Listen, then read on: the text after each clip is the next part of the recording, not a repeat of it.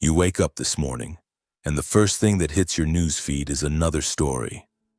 A godly mother of 3 diagnosed with terminal cancer. A pastor who spent his life serving others loses everything in a fire. Meanwhile, across town, a corrupt businessman just bought his 3rd mansion. You feel that familiar knot in your stomach, that question that burns like acid in your soul. God, where is your justice? Stop right there. What if I told you that everything you think you know about divine justice is completely backwards? What if the very suffering you're witnessing isn't God's absence but His most profound presence? What if good people don't suffer despite their goodness but because of it? If this question just shattered something inside your worldview, hit that subscribe button because we're about to dive into the most mind-bending spiritual truth you've never heard. Here's where your mind is about to be blown. You've been measuring God's love with a broken ruler. You've been using Earth's calculator to solve heaven's equations. The kingdom of God operates on completely inverted principles from everything this world has taught you. In God's economy, the last become first, the weak become strong, the foolish confound the wise. And here's the kicker. Those who are closest to God's heart often carry the heaviest loads. Why? Because they can handle what others cannot. They've been chosen not for comfort, but for transformation. Think about it this way. When you want to build the strongest muscle, what do? You don't give it rest. You give it resistance. You don't pamper it. You push it beyond its current limits. God isn't punishing good people with suffering. He's preparing them for something so magnificent that their current pain will seem like a distant memory. But here's where it gets even more shocking. Those people you think are getting away with their selfishness, they're actually receiving the cruelest punishment of all. They're being left alone. They're being allowed to remain exactly as they are, unchanged, unrefined, unprepared for eternity. Their temporary pleasure is their eternal poverty. Let me paint you a picture that will change how you see every difficulty in your life. Deep beneath the earth, carbon sits in darkness. Ordinary, unremarkable carbon. But then comes the pressure. Unimaginable pressure. Heat that would destroy anything else. And in that crucible of intensity, something miraculous happens. That ordinary carbon transforms into the most precious substance known to man. A diamond. You are that carbon. Your trials are that pressure. And God is the master jeweler who sees not what you are, but what you're becoming. Every betrayal you've faced has been cutting away the parts of you that were never meant to remain. Every loss has been removing the attachments that were keeping you from flying higher. Every disappointment has been God's way of redirecting you towards something better than you ever imagined possible. But here's the secret most people never discover. The intensity of your testing is directly proportional to the magnitude of your destiny. God doesn't waste premium pressure on ordinary stones. The deepest cuts are reserved for the most precious gems. The greatest heat is applied to the purest gold. That suffering you've been carrying? It's not evidence of God's abandonment. It's proof of His investment in you. He's not trying to break you. He's trying to remake you into something so brilliant that heaven itself will be reflected in your life. Now comes the part that will absolutely revolutionize your understanding of spiritual power.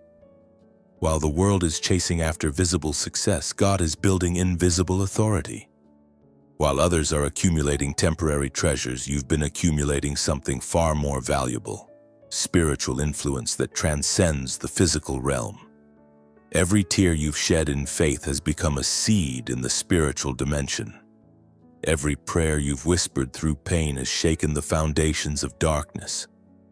Every moment you've chosen to trust God despite your circumstances has released supernatural power that you can't even see yet. The righteous who suffer aren't the forgotten ones.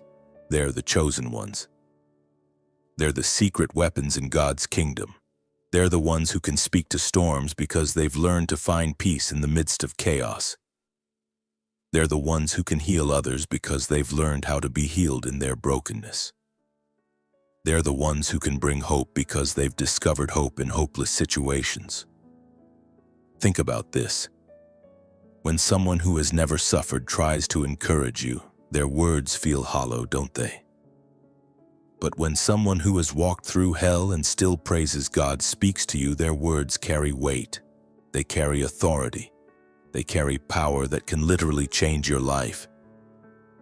Your suffering isn't making you weak. It's making you dangerous to the kingdom of darkness. Every trial you've overcome has added another weapon to your spiritual arsenal. Every valley you've walked through has given you the ability to guide others to the mountaintop. Close your eyes and imagine this with me. You're standing at the threshold of eternity, looking back at your life on earth. All those moments that felt unbearable, all those nights you cried yourself to sleep, all those times you wondered if God had forgotten you. They look completely different now. What looked like chaos was actually a masterpiece being painted. What felt like punishment was actually preparation. What seemed like the end was actually the beginning of something so glorious that you can't believe you almost gave up before you saw it. From eternity's perspective, your deepest pain becomes your greatest testimony. Your darkest night becomes the backdrop for God's brightest miracle. Your most broken moment becomes the foundation for your most beautiful breakthrough. The Apostle Paul put it this way.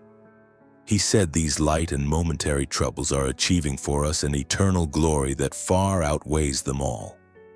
Light and momentary? The man was beaten, shipwrecked, imprisoned, and eventually martyred. But from where he sits now, it was all light and momentary compared to the weight of glory he's experiencing. Here's what blew my mind when I really understood this. God isn't just working in your life. He's working through your life into eternity. Your faithfulness in suffering is creating ripple effects that will impact generations you'll never meet. Your willingness to trust God in the dark is lighting pathways for people who don't even exist yet. You're not just surviving your story. You're writing a chapter in God's eternal narrative that will bring Him glory forever. Your pain has purpose not just for now, but for always. So here we are, at the moment of truth. You have a choice to make right now, and this choice will determine not just how you feel about your circumstances, but how you experience the very presence of God in your life. You can continue to see your struggles as evidence of God's distance, or you can recognize them as proof of His closeness. You can keep asking, why me? Or you can start asking, what are you preparing me for? You can remain a victim of your circumstances, or you can become a victor through them. But here's what I need you to understand. This isn't about pretending your pain doesn't hurt. This isn't about putting on a fake smile and acting like everything's fine. This is about choosing to trust that the God who loves you enough to die for you also loves you enough to allow temporary pain for eternal gain. Your response to suffering doesn't just affect you, it affects everyone watching your life. When you choose faith over fear, hope over despair, trust over doubt, you become a living demonstration of God's power. You become proof that He is real, that He is good, and that He is worth trusting even when life doesn't make sense. The world is watching, heaven is cheering, and hell is trembling as you make this choice. Will you trust the process? Will you embrace the pressure? Will you allow God to complete the transformation He began in you?